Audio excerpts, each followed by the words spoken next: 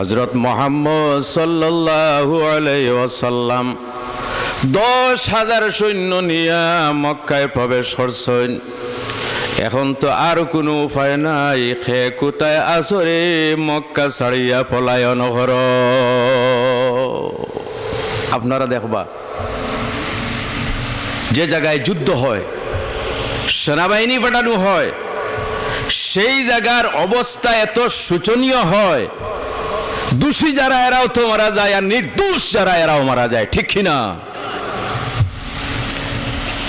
10,000 সাহাবায়ে কেরাম নিয়ে রাসূলুল্লাহ মক্কা শরীফে। যারা আগে কষ্ট দিয়েছিল এদের মক্কা থেকে পলায়ন আরম্ভ হইল, বলতে লাগলো আর উপায় নেই। আজকে হযরত মুহাম্মদ সাল্লাল্লাহু আলাইহি ওয়াসাল্লাম মক্কা শরীফে প্রবেশ করছেন, সঙ্গে কিন্তু 10,000 সেনাবাহিনী। যদি আমাদের সামনে পান তাহলে জীবনের সমস্ত কষ্টের বদলা লইলেইবা, তাই সব মক্কা থেকে আমরা পলায়ন করি। শুনো আমার ভাইয়েরা, আপনাদের জানা আছে একজন খ্রিস্টান গবেষক, এখানে রাখলাম, আবার জয়েন করব, নামই একজন খ্রিস্টান গবেষক, নাম হইল মাইকেল এইচ হার্ট। ওই ব্যক্তি হযরত আদম থেকে আরম্ভ করিয়া 1978 পর্যন্ত যত বড় বড় মানুষ আছে তাদের নিয়ে গবেষণা আরম্ভ করলো। মানুষ মুসলমান না খ্রিস্টান? একটু জুড়ে আওয়াজ দিও। ডানে যারা আছে একবারে আমি বুঝি আর যে মনে হয় অবস্থা একারে শোচনীয় হয়ে গেছে। মুসলমান না খ্রিস্টান?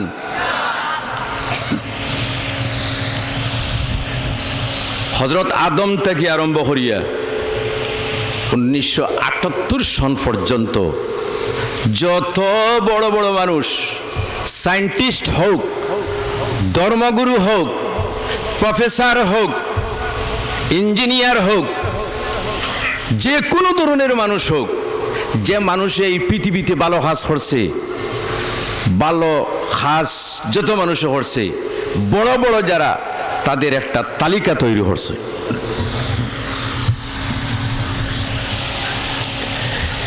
এরপরে একটা বই লেখা হয়েছে, এই বইয়ের নাম অনেক লম্বা, দ্য 100 বলিয়া লম্বা একটা নাম আছে। তখন দেখা গেল বিশেষ করিয়া 100 জন মানুষের লিস্ট করা হয়েছে। কতজন মানুষের? 100 জন। 100 জন মানুষের লিস্টের মধ্যে সম্ভবত 2 নম্বর অথবা 3 নম্বর লিস্টে হযরতে ঈসা আলাইহিস সালাম রাখা হয়েছে। এইভাবে ক্রমান্বয়ে 1, 2, 3 বলিয়া 100 জন পর্যন্ত সিলেকশন করা হয়েছে। আপনারা মনে মনে বাবা এখন প্রথম নম্বরে কার নাম রাখা হইল? খ্রিস্টান মানুষ। প্রথম নম্বরে হয়তো আপনারা উত্তর দিতে পারেন হযরত ঈসা আলাইহিস সালাম, অথবা কে উত্তর দিবে মুসা আলাইহিস সালাম, অথবা কেউ উত্তর দিবে হযরত সুলাইমান আলাইহিস সালাম, অথবা কেউ উত্তর দিবে হযরত দাউদ আলাইহিস সালাম। বলা বাহুল্য এই 100 জন মানুষের তালিকার মধ্যে সর্বপ্রথমে যার স্থান তিনি হইলা মানবতার মুক্তির দিশারি মুহাম্মদুর রাসূলুল্লাহ সাল্লাল্লাহু আলাইহি ওয়াসাল্লাম। জোরে বলুন। বিশ্বমণির আগমনে বিশ্বের উপর শান্তি আসুক। 10 নভেম্বর জুলুসের দিন সবে আসা যুগ দিন। নারায়ে রিসালাত, নারায়ে তাকবীর, একটু জোরে নারায়ে তাকবীর, আল্লাহু আকবার, নারায়ে রিসালাত, ইয়া রাসূলুল্লাহ। ভাইরা একটু একটু সামনের দিকে অগ্রসর, একটু একটু। পিছনে মানুষ দাঁড়ানো অবস্থায় আছে, ভাইয়েরা দাঁড়িয়ে নয়, আপনারা বসেন, আপনারা একটু একটু সামনের দিকে অগ্রসর।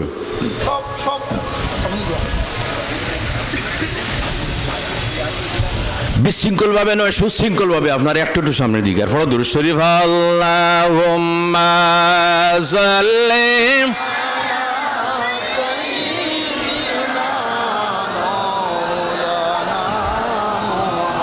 ওয়া আলা আলি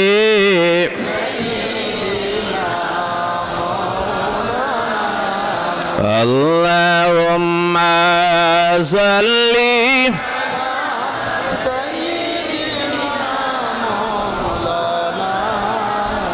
ওয়ালা আলি সাইয়্যিদিনা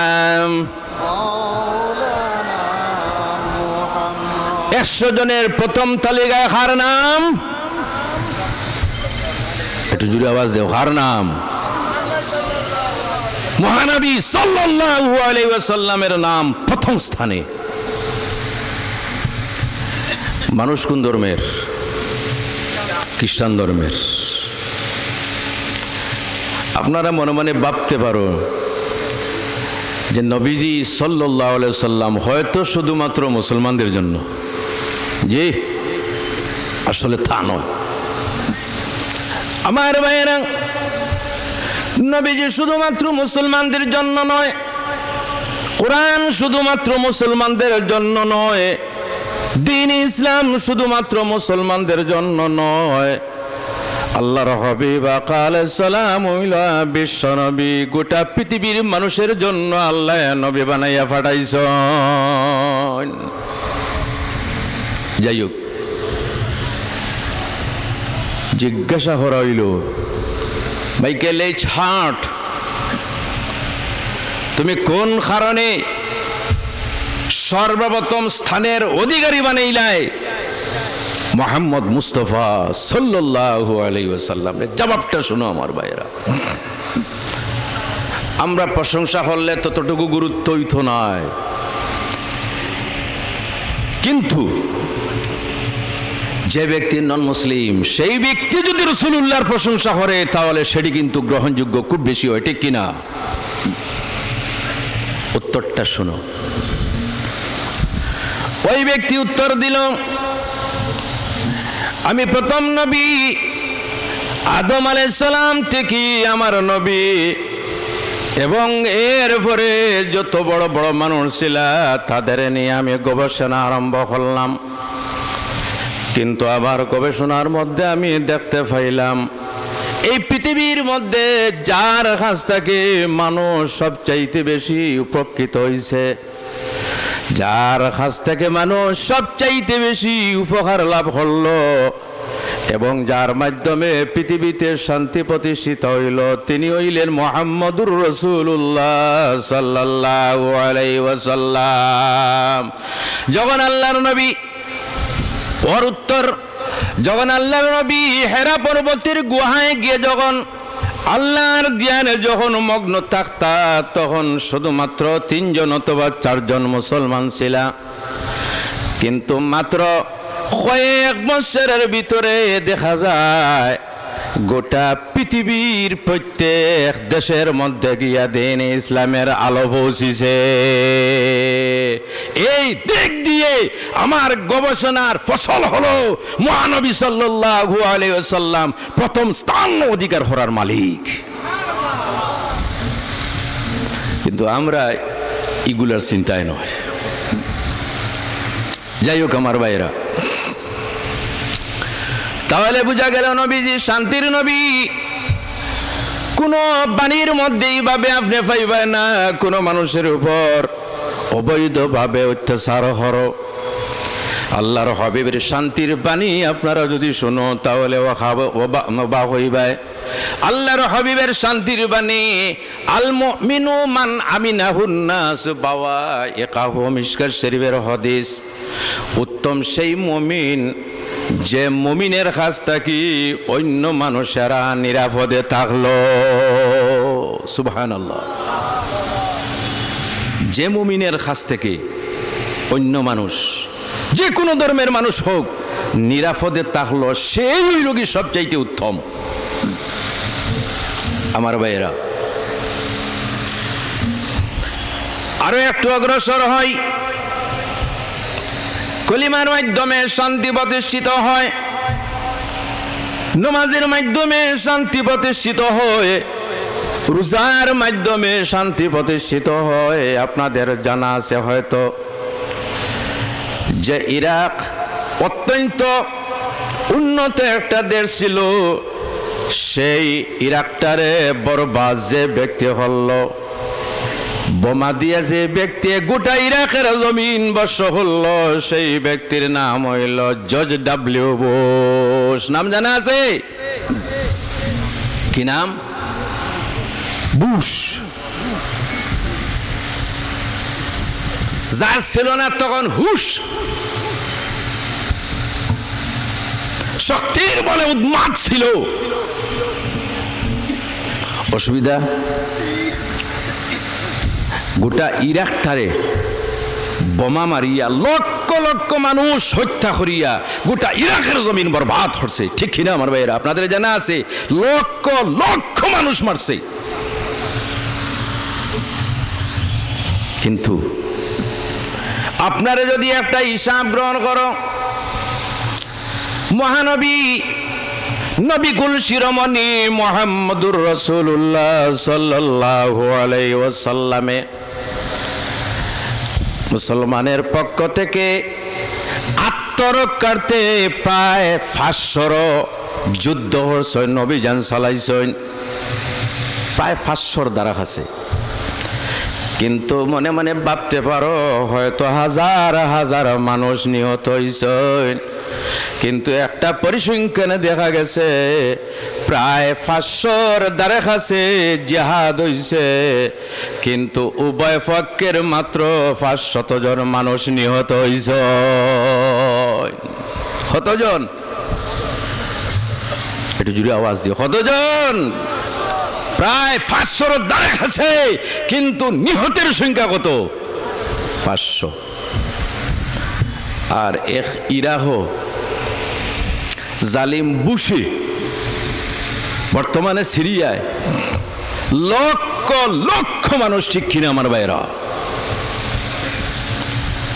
ইয়েমেনের মধ্যে জালিম সৌদি সরকারে যে জুলুম অত্যাচার চালাইতেছে, লক্ষ লক্ষ ইয়েমেনি মানুষ, নারী শিশু সহ হাজার হাজার মানুষ মারা যাইতেছেন। ঠিক কিনা আমার ভাইরা? বলতেছিলাম লক্ষ লক্ষ মানুষের নিহত হওয়া, আর 500 দ্বারে কাছে যে অভিযান চালানো হয়েছে মাত্র 500 জন মানুষ। তুলনা করিয়া দেখা গেল যত জিহাদ হইছে মানুষ মারার জন্য নয়, আত্মরক্ষার জন্য। কিসের জন্য? একটু জুড়ে আওয়াজ দাও, কিসের জন্য? আজকে দিকে আপনাদের জুস নাই না গিরা? একটু জুড়ে আওয়াজ দাও, কিসের জন্য? আত্মরক্ষার জন্য। মাত্র 500। রোজার মাধ্যমে শান্তি প্রতিষ্ঠিত হয়। আমরা রোজা রাখি, রোজা রাখি কিনা? আসলে রোজার মাধ্যমে শান্তি প্রতিষ্ঠিত হইতো, কিন্তু এক শ্রেণীর মানুষ আছে রোজা রাখার ফলে কিন্তু তার রাগটা আরো বাড়ি যায়। হয় কিনা? রোজায় শান্তি সৃষ্টি হইতো, কিন্তু অনেক মানুষ আছে রোজায় কি হয়? রাগটা বাড়ি যায়। আমি হইলাম না, আমার কথা নয়, হাদিসের কথা বলতেছি। রোজায় মানুষ শান্ত হইত। এর জন্য আমার ভাইয়েরা, এই রোজার মাধ্যমে শান্তি প্রতিষ্ঠিত হয়। আমি রেফারেন্সটা টানছি এই কারণে, জর্জ ডব্লিউ বুশ তার এলাকার মধ্যে একটা বাড়ি ছিল, ওই বাড়িতে একটি মেয়ে রমজান মাসে রোজা রাখলো। রোজা রাখার ফলে এই বুশের মেয়ে কিন্তু চূড়ান্ত সীমার ইসলাম বিদ্বেষী ছিল। সে কিন্তু ইসলামের কোনো বিধি বিধান কিন্তু সহ্য করতে পারে না।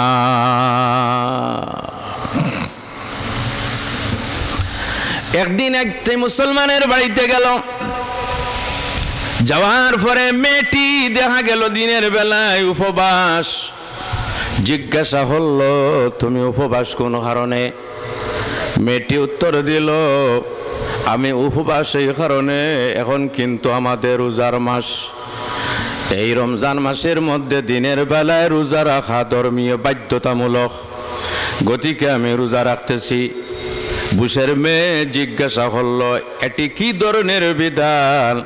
ঘরের মধ্যে খানি আছে, ঘরের মধ্যে জল আছে, পানিও আছে, খাদ্য আছে, সমস্ত থাকা সত্ত্বে সমস্ত দিন না খাইয়া থাকাটা কিন্তু কত কষ্টের, কেন রোজা রাখতেছো? ওই মেয়েটি উত্তর দিল, আমি রোজা রাখি এই কারণে, আজকের পৃথিবীর মধ্যে অসংখ্য গণিত মানুষ আছে যারা এক বেলা খাইলে দুই অন্য বেলার খানি জুটে না। আছে কিনা? একটু জোরে আওয়াজ দিও, আছে কিনা? যারা এক ওয়াক্তের খাইলে অন্য ওয়াক্তের খানি জুটে না। হয়তো এমনও মানুষ আছে একদিন খায় আর একদিনের খাদ্য তার কাছে নাই। হয়তো দরিদ্র মানুষের দুঃখ অনুভব করার জন্য রমজান মাসে আমাদের রোজা রাখার নির্দেশ দেওয়া হয়েছে। একজন মানুষে যখন রোজা রাখবে, রোজা রাখার কারণে সে বুঝতে পারবে একজন অসহায় দরিদ্র মানুষ যে উপবাস থাকে তার কি পরিমাণ দুঃখ। সেই দুঃখটা অনুভূত হয় রোজা রাখার মাধ্যমে।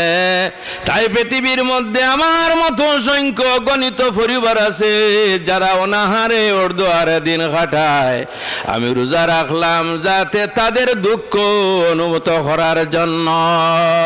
তখন এই বুশের মেয়ে বলতে লাগলো, হায় রে, যে ধর্ম এই ধরনের শিক্ষা দে, যে ধর্মের বিধান যদি এই ধরনের হয়, তাহলে আমিও তোমার সঙ্গে একমত প্রকাশ করতেছি। তখন ওই মুসলিম মেয়েটি উত্তর দিল, তুমি কি রোজা রাখবে? সে বলল, আমি রোজা রাখব। ওই মেয়েটি বলল, তুমি যদি মুসলমান হয়ে যদি রোজা রাখো তাহলে এই রোজার বিনিময়টা তুমি বেশি পাইবা। ওই মেয়েটি তৎক্ষণাৎ বলল, আমি আর এই সুযোগটা ছাড়ব না, আমি এই মুহূর্তে পারতেছি লা ইলাহা ইল্লাল্লাহু মুহাম্মাদুর রাসূলুল্লাহ। জজ বুশের মেয়ের ঘরের মধ্যে দ্বীন ইসলামের আলোকে ফুসে গেছে। জোরে বলো সুবহানাল্লাহ। ভাইরা, কোন ধরনের খুঁত নাই। হয়তো কোনো কোনো মুসলমানের মধ্যে দোষ থাকতে পারে, কিন্তু দ্বীন ইসলামের মধ্যে কোনো খুঁত নাই, দোষ নাই, ঠিক কিনা আমার ভাইরা? শুধুমাত্র আমাদের সমাজের কথা নয়, যে কোনো সমাজের মধ্যে এক শ্রেণীর মানুষ আছে দোষী, এক শ্রেণীর মানুষ আছে নিষ্ঠুর। আপনারা এই পৃথিবীতে দেখতে পাইবেন এক শ্রেণীর লেবাসধারী মুসলমান আছে, লম্বা দাড়ি আছে, নমাজের দাগ আছে কপালের মধ্যে, তথাকথিত জিহাদের নামে অসংখ্য অগণিত নিরুপায় মানুষ হত্যা করে, ঠিক কিনা আমার ভাইরা? এইভাবে তথাকথিত জিহাদ ইসলাম কখনো সমর্থন করে না, আমরাও সমর্থন করি না, আমরা তার নিন্দা করি। এইভাবে এক শ্রেণীর কিছু হিন্দু ধর্মীয় উন্মাদ আছে যারা সব সময় সুযোগ খুঁজায় কিভাবে দেশের মধ্যে অশান্তি ছড়ানো যায়, ঠিক কিনা আমার ভাইরা? আমি খাওয়ারের পক্ষের বিপক্ষে কথা বলতেছি না, বাস্তব কথা বলতেছি।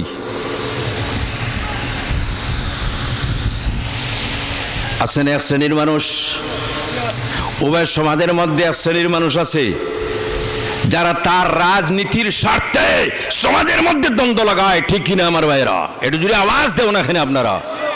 রাজনীতির স্বার্থে, দলের স্বার্থে, পদের স্বার্থে মানুষের মধ্যে বিবাদ লাগাইয়া মারামারি করায়, আর সে কিন্তু গুল টেবিলে বসিয়া খুশি পালন করে। ঠিক এই তো লাগাইছি। আর আমরা বেকুফের দল, আমরা বুঝি না। আপনারা অসুবিধা ওর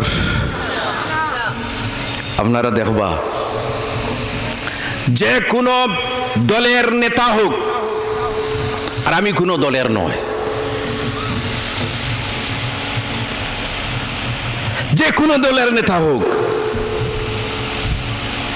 দ্বন্দ্ব লাগাইয়া আপনারা গুয়াহাটির খবর লইবা, এক টেবিলে বসিয়া মদ খার আর হাসি করের, জি খুশি করের, বলে বাই লাগাইছি রে, এবার তুই ফাটতে না আমার লগে, ইগে দূর দেখস না তোরা বাদে আমিও আগুন লাগাইব, ঠিক না? সব রাজনীতির স্বার্থ, আর সাধারণ মানুষ বুকা, কোনো কিছু বুঝে না।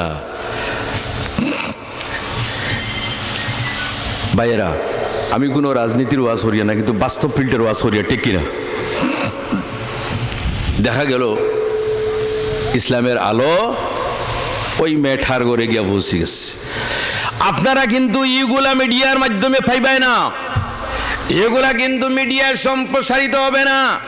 মিডিয়ার মধ্যে যদি পাও, প্রচার মাধ্যমে যদি আপনি পাও, তাহলে আপনি পাইবাই 3টা জঙ্গি ধরা হয়েছে অমুক জায়গায়, করিমউদ্দিন, আহমদউদ্দিন, হমুকউদ্দিন, ঠিক কিনা? একটু জোরে আওয়াজ দেবেন এখানে আপনারা। কিন্তু পরবর্তীতে যখন ইনভেস্টিগেশন করা হয়, ইনভেস্টিগেশন করার পরে যখন এদের না বলিয়া, এরা জড়িত নয় বলিয়া যখন প্রমাণ পাওয়া যায়, তখন খারা জড়িত এদের নাম কিন্তু প্রচার করা হয় না, ঠিক না আমার ভাইরা? প্রথম কিন্তু হমুকউদ্দিন, হমুক আহমদ, হমুক আলী, এটা কিন্তু ষড়যন্ত্র। হিন্দু ধর্মের মানুষের মধ্যে অনেক ভালো ভালো মানুষ আছে, আছেন কিনা আমার ভাইরা? আমাদের সমাজের মধ্যে অসংখ্য গণিত মানুষ, ভালো ভালো মানুষ আছে। হয়তো কোনো মানুষ আছে তার চরিত্র খারাপ, কিন্তু 2-1 মানুষের দোষের কারণে গোটা সমাজটা কখনো দোষী হইতে পারে না, গোটা সমাজ কখনো দোষী হইতে পারে না, ঠিক কিনা? এজন্য আমার ভাইয়েরা, এই কথাগুলা কিন্তু আপনারা মিডিয়ায় পাইবে না, সম্প্রচারিত করা হইবে না। ভারতীয় বংশোদ্ভূত কয়েক বছর আগে চন্দ্রে অভিযান হল, নাম হইল সুনিতা উইলিয়াম, নাম জানা আছে? সে যখন চন্দ্রে গেল, যাওয়ার সময় দেখতে পাইল 2টা আলো, পৃথিবীর দিকে 2টা আলো দেখা যায়। এই আলো কোথায় গিয়া পড়ল সে বুঝতে পারে না। তারপরে পাওয়ারফুল যন্ত্রের মাধ্যমে যখন সে চিন্তা করলো আসমান থেকে 2টা আলো কোন দিকে যায় সেটা কিন্তু আমার বুঝতে লাগবে। তারপরে যখন সে প্রমাণ পাইল এই যে 2টা আলো, একটা আলো আল্লাহর ঘর কাবা শরীফের উপর গিয়া পড়লো, আর আরেকটা আলো মুহাম্মদুর রাসূলুল্লাহ সাল্লাল্লাহু আলাইহি ওয়াসাল্লামের রোজার উপরে পড়লো। জোরে বলো সুবহানাল্লাহ। যখন তত্ত্ব গ্রহণ করলাম, তত্ত্ব গ্রহণ করার পরে মনে মনে সে ভাবতে লাগলো আসমান থেকে যে আলো 2